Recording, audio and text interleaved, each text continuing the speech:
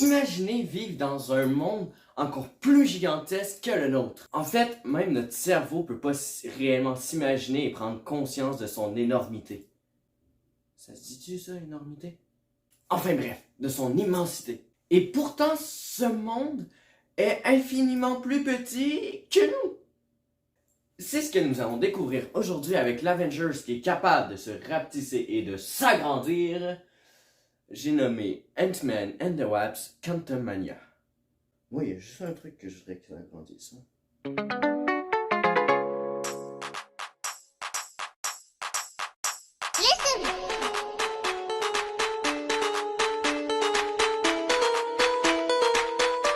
Scott Lang faisant maintenant officiellement partie des Avengers suite à Endgame, il est maintenant devenu connu de la population.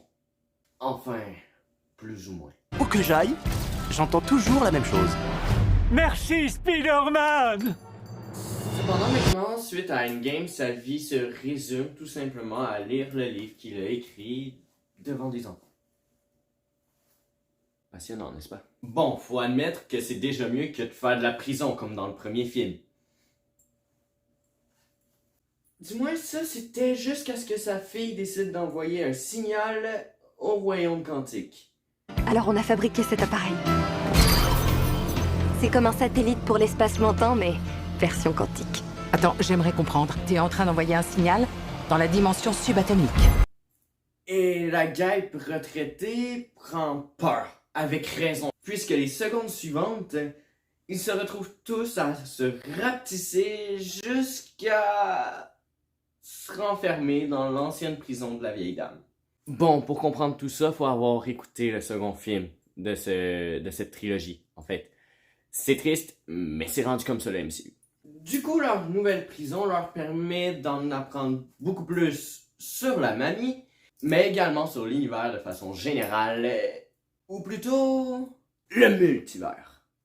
Honnêtement, c'est pas mon Marvel préféré. Clairement pas. Cependant, je dois admettre que c'est mon préféré de sa trilogie. Principalement de par sa beauté visuelle et de son antagoniste principal, qu'on a d'ailleurs pu voir un variant dans la série Loki. J'ai vraiment aimé le voir déferler sa puissance, ou du moins ce qu'il en reste, contre ses ennemis. Vous l'aurez compris, étant donné que c'est l'antagoniste principal, ses ennemis sont donc Ant-Man et sa famille. Pour ce qui est de la trame sonore, rien de bien marquant, mais quand même plutôt intéressant. Comme prononcé précédemment, nous sommes quand même bien servis au niveau visuel dans le monde quantique. Pour ce qui est des MODOK, c'est une toute autre histoire. Même si je dois admettre que ça doit être assez difficile de faire crédible avec une grosse tête dans une chaise volante. En parlant de MODOK, à titre personnel, j'ai quand même bien apprécié le personnage.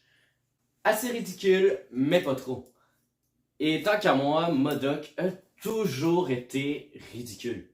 Je veux dire, regardez-le! À quel moment veux-tu être effrayé par un bébé caillou dans une chaise flottante? Même si j'ai pas trop apprécié par contre son développement au cours du film, majoritairement vers la fin, j'ai trouvé que ça collait pas au personnage et cette évolution... Ouais, évolution entre guillemets, parce que niveau écriture, c'est plus une régression tant qu'à moi. Était trop facile à mon goût. Facile comme d'autres personnages au cours du film. Principalement quand on met les fourmis de Hank au devant de la scène. Attention, on est quand même devant un film de Ant-Man. C'est donc totalement normal d'y retrouver des fourmis. Et je dois admettre que j'aime certaines idées qui ont été abordées à ce sujet-là dans le film. Mais c'est plus la façon dont c'est abordé que je n'aime pas trop.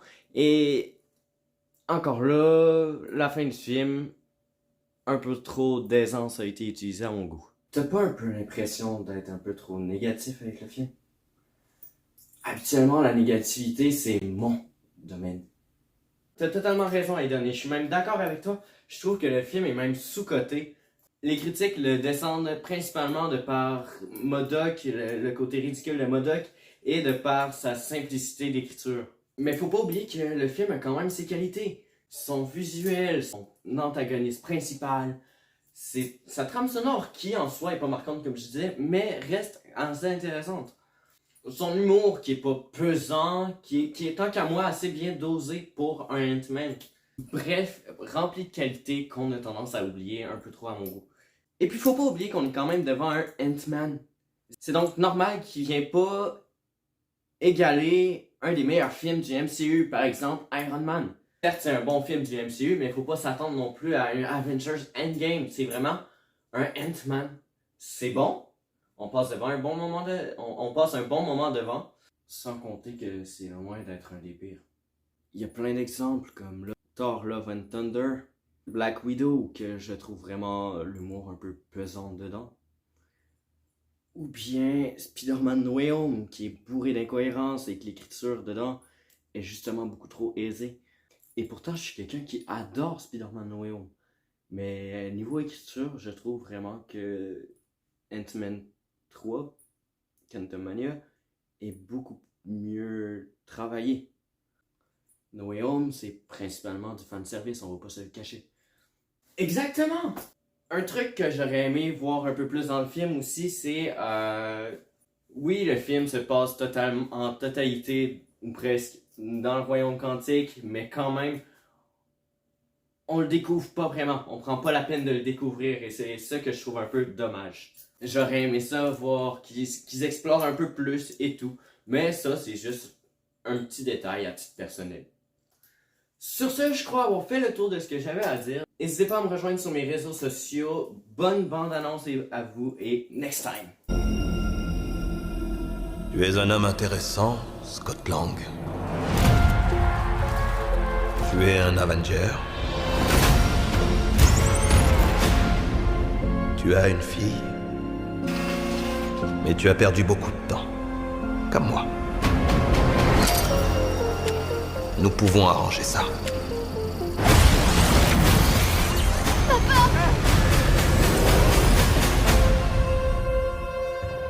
Qui êtes-vous? Je suis celui qui peut t'offrir la seule chose que tu désires. C'est-à-dire? Du temps.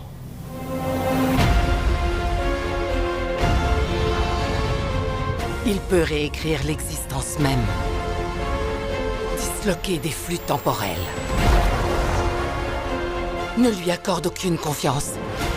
Peu importe qui il est. J'ai manqué trop de choses. Grâce à lui, on pourra avoir une seconde chance.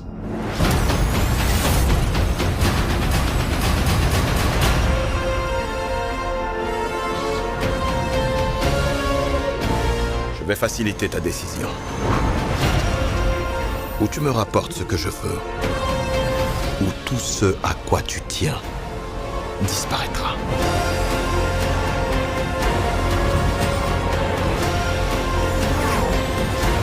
Tout est de ma faute. À ta place, j'éviterai de regarder. On avait un accord.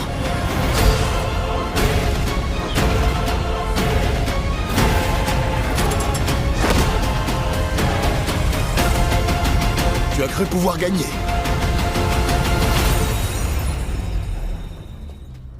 Pas besoin. Du moment qu'on perd tous les deux. Pardonne-moi que si.